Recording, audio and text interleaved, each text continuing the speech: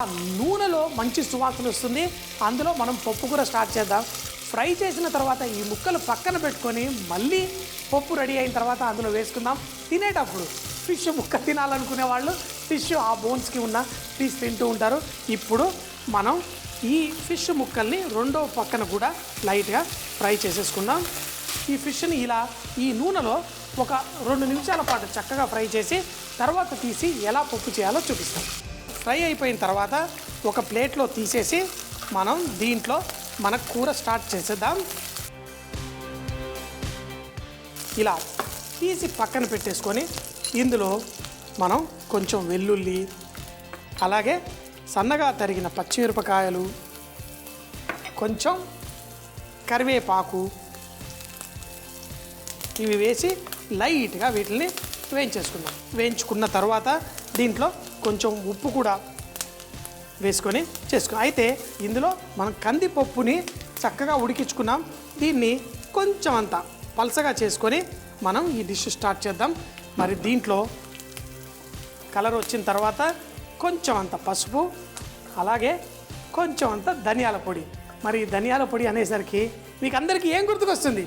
మన స్వస్తిక్ వాళ్ళ ధనియాల పొడి, కారపొడి, పసుపు నాణ్యతకి అన్నిటికీ మంచి పేరు. మన దేశంలో ఎటువంటి వంటలు చేసినా మనం స్వస్తిక్ మసాలా మనం వాడుకుంటే ఒక్కటి కాన్ఫిడెన్స్ ఏంటంటే మంచిగా ఎటువంటి కల్తీ లేని మంచి డిష్. అంతేకాకుండా కారపొడి కూడా ఎంత రుచిగా ఉంటుందంటే కొంచెం వేసుకున్నా మీ డిష్ మరింత టేస్టీగా అవుతుంది. దీంట్లో ధనియాల పొడి, కొంచెం అంత జీలకర్ర పొడి కూడా వేసుకొని దీన్ని లైట్గా ఇలా కలిపేసి ఇప్పుడు ముందుగా మనం పప్పు ఉడికించుకున్న పప్పుని ఇందులో వేసేసుకుందాం. అయితే ఏముంది, పొట్టి సింపుల్ తాలింపు వేసేసి పప్పు అనుకుంటున్నారు కదా?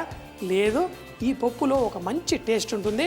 అయితే దీంట్లో మనం లాస్ట్లో కొంచెం అంత, మా ఇంట్లో మసాలా పప్పు అని చేస్తాం, అందులో చివరిగా కొంచెం అంత గరం మసాలా కూడా వేసుకుంటే మంచి టేస్ట్ వస్తుంది.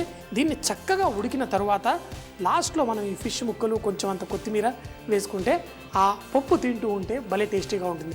అయితే ఒక్కొక్క రుచి పుట్టుకతో మనం తింటున్న ఇంట్లో రుచులు మనకి అలవాటు అయిపోతాయి.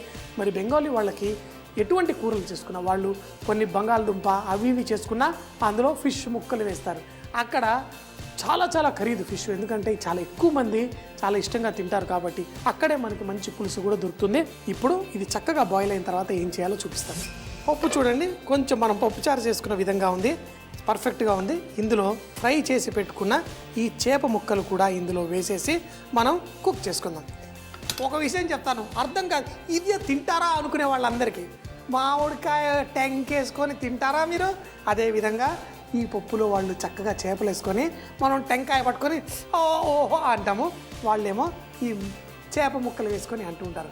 అనేసరికి గుర్తుకొచ్చేసింది, మనకి మామిడికాయల సీజన్ కూడా వచ్చేస్తున్నాయి. నిన్నే మార్కెట్కి వెళ్తే బోల్డ్ మామిడికాయలు ఉన్నాయి. మరి మీరందరూ ఇక మంచి మంచి పచ్చి మామిడికాయలతోటి ఎలాంటి రకరకాల డిష్లు చేయాలో నాకు రాసి పంపించండి, నేను కూడా ఈ షోలో చేసి చూపిస్తాను. దాని తర్వాత పండు మామిడికాయలు వచ్చాయంటే నాకు ఇష్టం, ఎంత ఇష్టం అంటే మామిడి పళ్ళు భలే భలే కిలోలు తింటాను.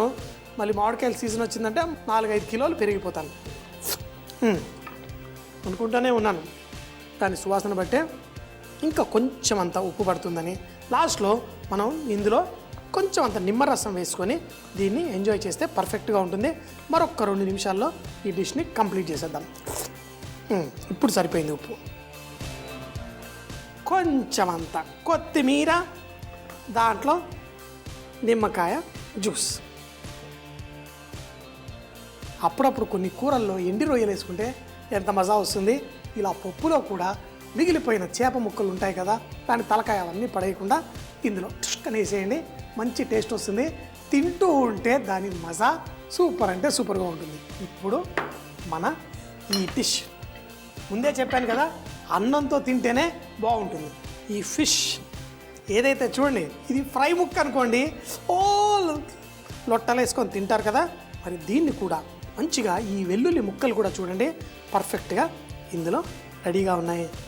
ఒక చేప ముక్క, దానికి బోల్డ్ అంత పప్పు, ఇంకేం కావాలి?